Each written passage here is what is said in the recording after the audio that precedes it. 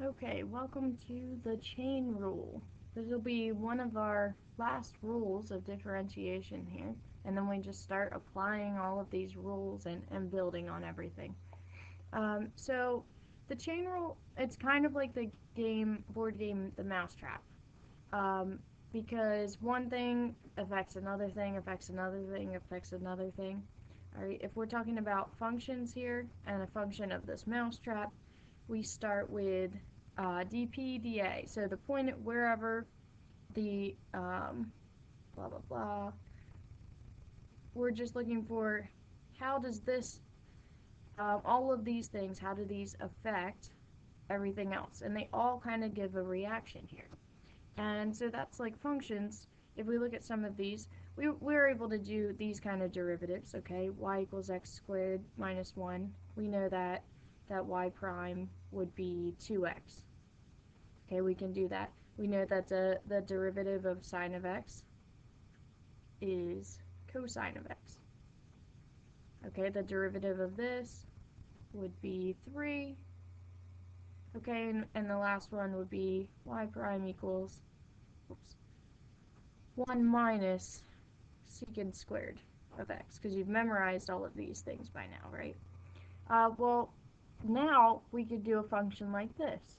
Or we know what the derivative of the inside is, but we don't know how to deal with it with a square root. Alright, we know what the derivative of sine of x is, but we can't deal with it because of that 5 there. Alright, or because of this 7th or this x squared. So now we'll have a rule to be able to deal with that. Okay, here is the chain rule. So you can read through that right there. There's different kinds of notation. Okay, it doesn't matter. We're going to figure out using both ways of notation how to do this. Alright, so you have to start, there's functions inside of other functions. So you have to start by looking at that outside function, okay? Think of it like this, peeling an onion, one layer at a time. Okay, so when we use the chain rule, you have to be able to identify the layers of the function and rewrite each of them. Alright, so we never take the derivative of a square root without rewriting it. So I'm going to start out just by rewriting it. Okay, the derivative of, and this will be x squared minus 1 to the 1/2 power. Alright, think of the inside just like one piece. Okay, don't break it down yet. So we're just thinking about it as one piece. So how would we take the derivative of the square root of something? Just like we did before. So it's a power rule. 1/2 times whatever that inside is. Doesn't matter, just ignore it for right now. To the negative 1/2 power. That's just the power rule right there. Multiply the front times the exponent, 1/2 x squared minus 1 times, or to the negative 1/2 power. Alright, this is where the chain rule changes things. Okay, you look at that inside function, and oops, let me make this a little skinnier. Okay, look at the inside function, and now you have to take the derivative of the inside function. This is the chain rule. This is like the link in our chain. Okay, so you have to link it all together. We start with the outside function, then we work to take the derivative of the inside function, which in our case would be 2x. Okay, and then the only other thing, and this is up to you for now, is maybe we could possibly rewrite this. So this is the derivative. Okay, and we could rewrite that. 1/2 times 2, that's just 1, so we don't need to worry about writing that. Alright, and then we can put the x up top, nothing else is there. And on the bottom, because that's negative, okay, we could write the x squared minus 1 on the bottom, and the 1/2 means square root. So the only other thing we could do is write it like this. So this would be our derivative. Alright, so let's try another example. We look at our functions here, and we see that it's going to be sine of 5x. There are two pieces. They're going to be two links to our chain.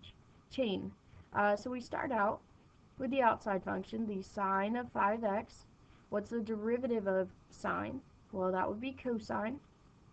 Okay, so we do cosine of 5x, because it wasn't just sine of x, it's sine of 5x.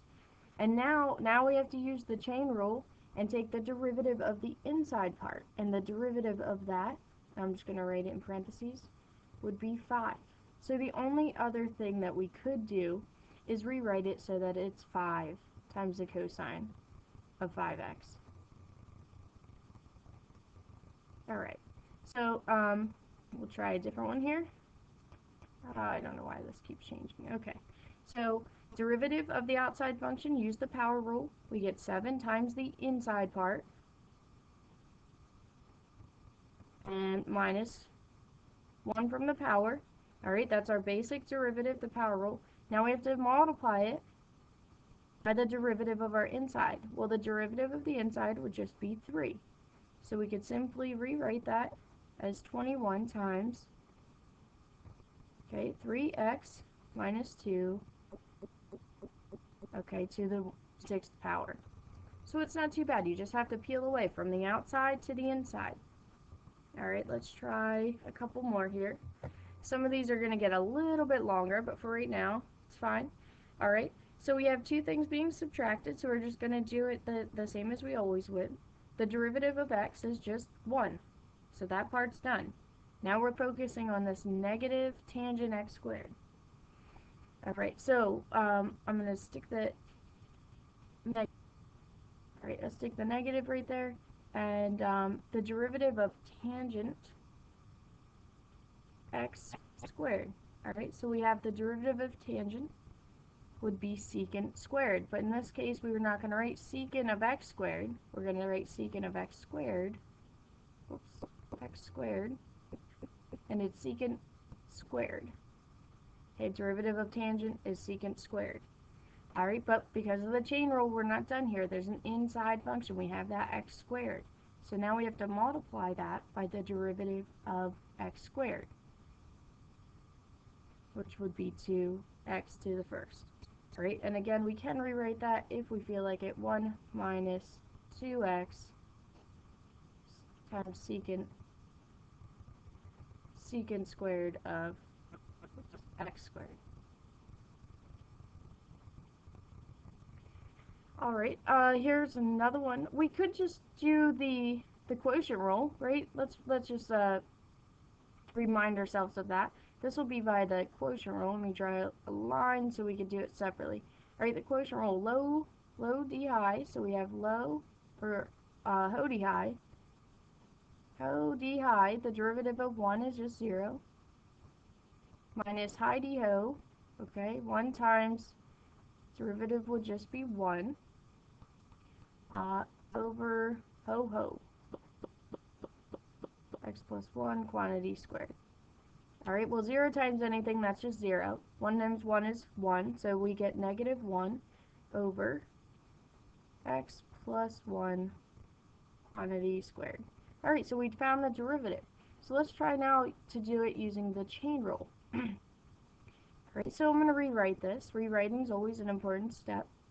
We get x plus 1 to the negative first. Alright, so we'll use the power rule here. Now we're going to take the derivative of this. Alright, this is our verb, remember, we're taking the derivative. So use the power rule. Negative 1 times whatever that inside function is, and subtract 1 from the power, negative 2. But we're not done yet because there was a whole function on the inside, times the derivative of the inside, which would just be 1. Okay, and now we could rewrite that. It'd be negative 1 over x plus 1 quantity squared, which is the same thing that we got using the quotient rule. So it doesn't matter which way you do it. This is just another way here. If your top is a just a regular number, then it might be quicker just to go ahead and use the chain rule. Alright, we got a few more here. Sine squared of 3x. Alright, so rewriting that, sometimes it's helpful. Sine of 3x quantity squared. And now we have to take the derivative of that. Well, using the power rule, we get 2 times that inside part, sine of 3x And don't forget to subtract 1 from the power, so it's a 1. You don't have to write it there. Alright? Use the chain rule here times the derivative of the inside. Well, the derivative of sine is cosine. So we have cosine of 3x. And we're not done yet because there was another inside part. So now we have to take the derivative of the 3x, which is 3. Alright, and I could rewrite that if I wanted to. Times 3 is just 6. 6 times sine of 3x times cosine of 3x. Oops, that's a 3 there. Alright, so in this one we actually had 3 functions. We had the 3x, we had the sine of 3x, and then we had that something squared. Alright, so we have 3 different pieces, 3 links of the chain. When we're done, we have 1, this is the derivative of the first part. We have 2, derivative of the inside, the sine of 3x. And we had our last part, the derivative of the 3x. Alright, so let's try letter G. Up here, so I'm going to have to write small. This will involve a lot of writing on this one. Because I notice it's x times secant x squared plus x plus 1. So that means this time we're talking about product rule. Alright, so just like we would with any other time, we're combining our rules here. The first times the derivative of this function. Alright, so we got to know what the derivative of secant is. And the derivative of secant is secant times tangent. Alright, so the first times, I'm going to put big set of parentheses so I don't mess this up. Alright, secant of this, that's going to take me a while to write with this slow computer. Alright, secant, derivative of secant this is secant times tangent. Alright, almost done writing it.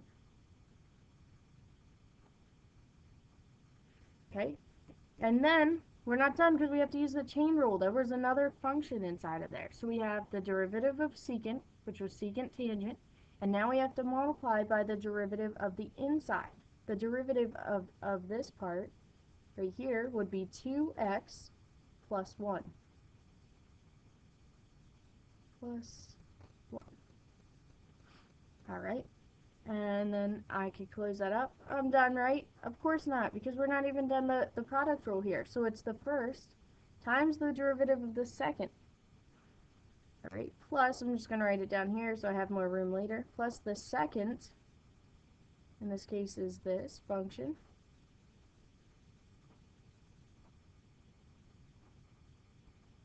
times the derivative of the first, and good thing that's an easy one, that's just 1.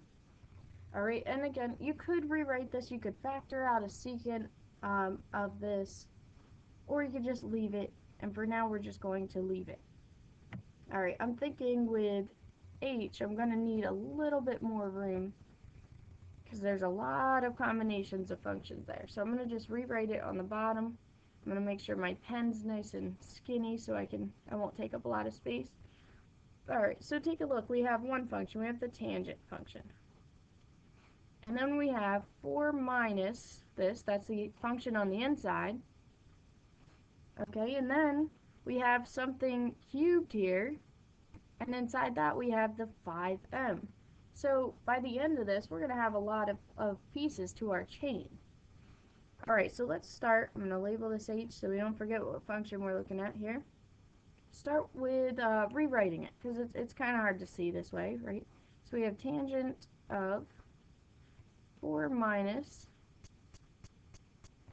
cosine 5m, and this part would be cubed. Oh, it'll be easier later to do the power rule. Alright, well, we start off looking at our outside function. Go from the outside in. Alright, we have tangent. The derivative of tangent is secant squared.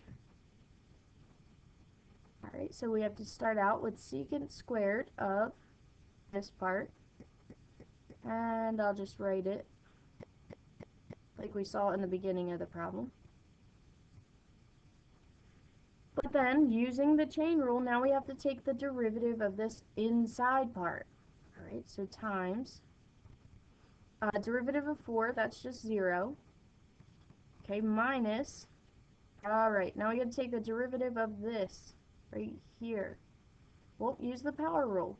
3 times cosine, that inside part,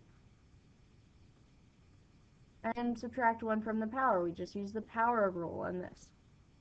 Alright, we're not done because there was an inside function here again. Alright, now we have to take the derivative of the cosine 5m. Well, derivative of cosine would be negative sine, alright, of 5m. Are we done yet? Of course not. Look, there's another one. 5m. There's the inside of the function. So what's the derivative of 5m? That would just be 5. And now, finally, I could close that set of parentheses. Alright, so we have a nice long function here. We could do a little bit if we want to kind of make it look a little nicer. We have a negative 3. We have a negative 5. So negative 3 times negative 5 simply gives us 15. Alright, just for fun, doesn't matter, I'm going to put that function up front. 4 minus cosine cubed of 5m. Alright, so we put that function times cosine of 5m, come on, squared, times sine of 5m. Oops. Come on. Alright, so there we go. See, my computer can't handle this scary problem. It's just starting to go crazy here. Alright, so for the last one, I want you to try this one out. So there's two ways you can do it. This is a quotient, so you could write it out twice and use the quotient rule, or you can try to use the new chain rule, because it's just going to be something to a power. Alright, so you guys try that out, and then when you come in, I want you to compare and see what you got and see if everybody else got the same thing.